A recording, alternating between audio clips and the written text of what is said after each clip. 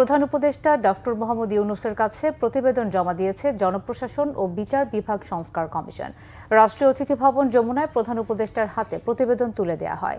এ সময় প্রধান উপদেষ্টা বলেন, কমিশনের সুপারিশ বাস্তবায়নের মধ্য দিয়ে সত্যিকার অর্থে নাগরিকরা তাদের অধিকার ফিরে পাবে বলে তার প্রত্যাশা। বিচার বিভাগ সংস্কারে গঠিত কমিশনের প্রধান সাবেক বিচারপতি শাহ আবু নাঈম মমিনুর রহমান এবং জনপ্রশাসন সংস্কারে গঠিত কমিশনের প্রধান সাবেক তত্ত্বাবধায়ক সরকারের উপদেষ্টা আব্দুল মঈদ চৌধুরী তাদের প্রতিবেদন প্রধান উপদেষ্টার হাতে তুলে দেন। ডক্টর মোহাম্মদ ইউনূস বলেন, দেশের মানুষের অতীত অভিজ্ঞতা শুধুই হেনস্থা ও অবমাননার। জানান, কমিশনগুলোর রিপোর্ট জনগণ, রাজনৈতিক দল ও সুশীল সমাজের প্রতিনিধিদের কাছে উপস্থাপন করা হবে। এসব সুপারিশ বাস্তবায়নে সবাই একমত হবে বলে তার প্রত্যাশা। সংস্কার কমিশনগুলোর সুপারিশ ইতিহাসে স্মরণীয় হয়ে থাকবে বলেও মনে করেন প্রধান উপদেষ্টা।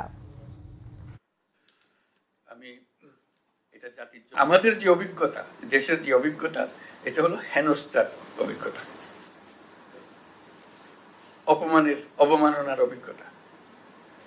আমরা নাগরিক হিসেবে যে আমাদের একটা দাবি আছে, অধিকার আছে, সেটা ভুলে যাওয়ার অভিজ্ঞতা, নতজানু হওয়ার অভিজ্ঞতা। তো আশা জায়গায় যে হয়তো আমরা এটার থেকে মুক্ত হব, আমরা সত্যিকার ভাবে নাগরিক হিসেবে অধিকার ফিরে পাবো। এটাই আমাদের প্রত্যাশা এবং আপনাদের এই রিপোর্টের মাধ্যমে সে প্রত্যাশা পূরণ হোক।